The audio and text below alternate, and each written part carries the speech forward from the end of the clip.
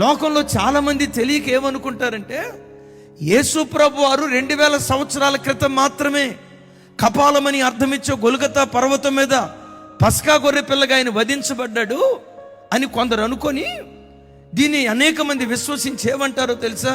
ఒరే, యేసు ప్రభు నిన్నగాక మొన్న వచ్చిన దేవుడురా, 2000 సంవత్సరాల క్రితం దేవుడురా, మేము నమ్మే దేవుళ్ళు 1000 సంవత్సరాల నుంచి ఉన్నారా అని కొంతమంది తెలియకంటారు.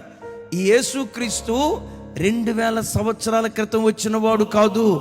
జగదుత్పత్తి మొదలుకొని సృష్టిలో ఉన్నటువంటి దేవుడు.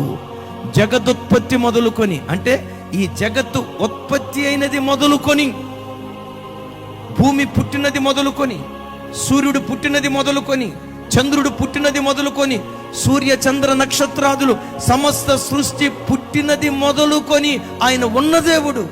ఈ సర్వ జగత్తుకు సృష్టికర్త, నిర్మాణకుడు నేను ప్రకటించే యేసుక్రీస్తు ప్రభువు.